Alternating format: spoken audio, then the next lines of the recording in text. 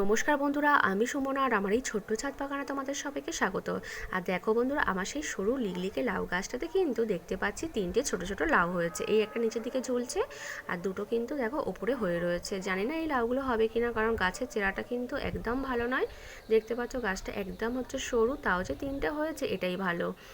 আর হচ্ছে এই গ্রো ব্যাগের মধ্যে যে লাউ গাছগুলো রয়েছে এই গাছগুলোর কিন্তু গ্রোথ ভালো, যেহেতু আমি লাস্টের দিকে বসিয়েছি এখনও কিন্তু এই গাছগুলোতে ফল হয়নি, শুধু ফুল হচ্ছে। আর এখানে যে তিনটে হয়েছে, তিনটে লাউ তো আর হবে না যদি একটা হয়। আর আজকের কিন্তু আমি হচ্ছে নিম কীটনাশক তৈরি করে আমি আমার ছাদ বাগানের সমস্ত গাছে ব্যবহার করব। আর কিভাবে এই নিম কীটনাশক আমি তৈরি করছি সেটাই আজকে আমি তোমাদের সঙ্গে শেয়ার করব। এখানে দেখো দুটো টুকরো আমি কাঁচা হলুদ নিয়েছি আর নিয়েছি হচ্ছে নিম পাতা। আর এই পাতাগুলোকে কিন্তু এই ডাল থেকে এবার হচ্ছে ছড়ে নেব। আর যে পাতাগুলোর মধ্যে হচ্ছে পোকা থাকবে সেই পাতাগুলোকে কিন্তু বাদ দিয়ে নেব না। এখানে দেখো আমি কিন্তু সব ভালো পাতাগুলোকে কিন্তু ঝুড়ির মধ্যে নিয়ে নিয়েছি, আর যে পাতাগুলোর মধ্যে পোকা ছিল সেগুলোকে কিন্তু বাদ দিয়ে দিয়েছি। যেহেতু আমি এটা কীটনাশক তৈরি করব তাই পাতার মধ্যে পোকা থাকলে সেই পাতাগুলোকে কিন্তু বাদ দিয়ে দিতে হবে। আর হলুদ দুটোও দেখো নিয়ে নিয়েছি। এবারে এইগুলোকে কিন্তু ভালো করে জল দিয়ে ধুয়ে নেব। দেখো কলের কাছে চলে এসেছি।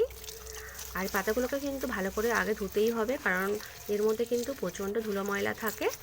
দেখো ভালো করে ধুয়ে নিয়েছি, জলটাও ঝরে গিয়েছে। এবারে এইগুলোকে নিয়ে আমি কিন্তু নিচে রান্নাঘরে চলে যাব। রান্নাঘরে এসে আমি কিন্তু গ্যাসটা অন করে দিয়েছি, দিয়ে কড়াই বসিয়ে কড়াইয়ের মধ্যে কিন্তু জলও দিয়ে দিয়েছি। আর এর মধ্যে দেখো আমি যে নিম পাতাগুলো ধুয়েছিলাম সেই পাতাগুলোকে সব হচ্ছে দিয়ে দিলাম। আর যে হলুদ দুটো হচ্ছে টুকরো নিয়েছিলাম সেইগুলো থেতো করে নিয়েছি, সেইগুলো দেখো দিয়ে দিলাম পুরোটা। আর আমি এখানে কাঁচা হলুদ ব্যবহার করছি। কারোর কাছে যদি না কাঁচা হলুদ থাকে তাহলে কিন্তু সে রান্নার জন্য আমরা যে গুঁড়ো হলুদটা ব্যবহার করি সেই হলুদটা কিন্তু নিলেও হবে। এবারে এটাকে চাপা দিয়ে দেব। এটাকে কিন্তু আমি এবার 15 থেকে 20 মিনিট ফোটাবো, তারপরে চেক করে দেখব। 15 মিনিট পরে দেখো আমি কিন্তু ঢাকনাটা হচ্ছে খুলে দেখব হয়েছে কি না। দেখো চামচ নিয়েছি, এটাকে হচ্ছে দেখো একটু নেড়ে দিচ্ছি। আর এই দেখো জলের কালারটা কিন্তু চায়ের লিকারের মতো হয়েছে। তার মানে আমার কিন্তু এখানে জলটা রেডি হয়ে গেছে। আর কিন্তু আমি ফোটাবো না। যখনই দেখবে জলের কালারটা এরকম চায়ের লিকারের মতো হয়ে যাবে তখন কিন্তু হচ্ছে গ্যাসটাকে অফ করে দেবে, আর ফোটানোর দরকার নেই। আর দেখো আবার চাপা দিয়ে দিলাম। এটাকে কিন্তু একদিন আমি রেখে দেবো, তারপরে ব্যবহার করব। একদিন পরে আমি কিন্তু কড়াই থেকে এরকম গামলায় ঢেলে নিয়েছি, নিয়ে ছাদে চলে এসেছি। আর এই জলটাকে আমি কিন্তু এবারে এই ছাঁকুনি দিয়ে ছেঁকে নেব। পুরো জলটাকেই আমি কিন্তু ছেঁকে নেব। দেখো জলটা ছেঁকে নিয়েছি, আমার কিন্তু এতটাই জল হয়েছে। এই জলটাকে আমি কিন্তু এবারে এই বোতলের মধ্যে ভরে নেব। আমার কিন্তু এখানে নিম জল বা নিম কীটনাশক একদম হচ্ছে তৈরি হয়ে গিয়েছে। এটাকে কিন্তু আমি 6 মাস পর্যন্ত গাছে ব্যবহার করতে পারি। এটা কিন্তু নষ্ট হবে না আর গাছের কোনো ক্ষতিও হবে না। আর এবারে আমি কিন্তু হচ্ছে গাছে ব্যবহার করব। এই মগের মধ্যে কিন্তু কিছুটা ছিল, দেখো নিয়ে নিয়েছি। এটা কিন্তু 1 লিটারের একটা বোতল। আর 1 লিটার হচ্ছে জলের মধ্যে কিন্তু এতটুকু হচ্ছে কীটনাশক নিলেই হবে, বেশির হচ্ছে প্রয়োজন নেই। এবারে এর মধ্যে আমি কিন্তু প্লেন জল মিশিয়ে নেব। দেখো প্লেন জল মিশিয়ে নিয়েছি, নিয়ে এর মুখটাকে এবার হচ্ছে এঁটে নেব। নিয়ে একটু নাড়িয়ে নিয়েছি। এবারে আমি কিন্তু এটাকে হচ্ছে গাছে ব্যবহার করব। প্রথমেই দেখো লঙ্কা গাছে হচ্ছে দিচ্ছি। এদিকে যে হচ্ছে লেবু গাছ রয়েছে, মটরশুঁটি গাছ রয়েছে, ওইগুলোতেও কিন্তু দিয়ে দিচ্ছি। আর এই কীটনাশকটা কিন্তু বিকালের দিকে হচ্ছে স্প্রে করতে হবে। এখানে দেখো আমার কিন্তু এই লেবু গাছে দেখো নতুন কিন্তু পাতা বেরিয়েছে। আর লেবু গাছে কিন্তু যখনই হচ্ছে এরকম নতুন পাতা বেরোবে তখনই কিন্তু কীটনাশকটা হচ্ছে স্প্রে করতে হবে, নয়তো কিন্তু পোকা সব পাতাগুলোকে নষ্ট করে দেবে।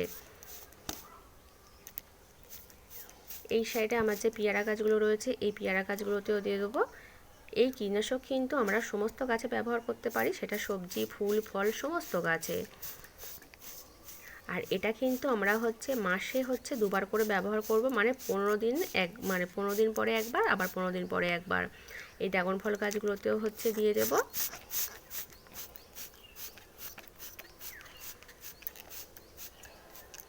আর আমার মনে হয় হচ্ছে আমরা হচ্ছে শুধু শুধু বাজার থেকে হচ্ছে পয়সা খরচ করে কীটনাশক না কিনে আমরা যদি এরকম বাড়িতেই হচ্ছে এরকম জৈব কীটনাশক তৈরি করি তাহলে কিন্তু হচ্ছে আমাদের খরচটাও হয় না। আর আমি কিন্তু এরকম হচ্ছে বাড়িতেই কিন্তু নানা রকমের হচ্ছে কীটনাশক তৈরি করে গাছে ব্যবহার করি। আর এর আগেও তো তোমাদের সঙ্গে শেয়ার করেছি কীটনাশক তৈরি করেছিলাম। এখানে দেখো আমি লঙ্কা গাছ, বাঁধাকপি গাছ, বেগুন গাছ সমস্ত গাছে কিন্তু দিয়ে দিচ্ছি। আর এই কীটনাশকের কিন্তু কাজও খুব ভালো হয়, তোমরা কিন্তু ব্যবহার করে কিন্তু দেখতে পারো। এখানে দেখো আমি কিন্তু সমস্ত গাছে দিয়ে দিয়েছি। আর এটাকে কিন্তু আমি এবার রেখে দেবো। এটাকে এখান থেকে কিন্তু আমি নিয়ে 15 দিন ছাড়া ছাড়া কিন্তু গাছে ব্যবহার করতে থাকবো। তোমরাও একবার ব্যবহার করে দেখতে পারো, খুব ভালো কাজ হয়। আর এই নিম পাতা আর এই হলুদগুলোকে কিন্তু আমি ফেলবো না, এইগুলোকে রেখে দেব। এগুলোকে পরে এখন তো আমি বিকালে এটা স্প্রে করছি, এখন এটা খেলিয়ে রাখছি রোদ্দুরে ভালো করে শুকিয়ে গুঁড়ো করে আমি কিন্তু যখন গাছ বসাবো মাটির সঙ্গে মিশিয়ে নেব, বা আমি কিন্তু এটাকে গুঁড়ো করে গাছের গোড়ায়ও ব্যবহার করতে পারি। আজ কিন্তু বন্ধুরা এই পর্যন্ত, টাটা বাই। ভিডিওটা ভালো লাগলে অবশ্যই কিন্তু সাবস্ক্রাইব করে দেবে।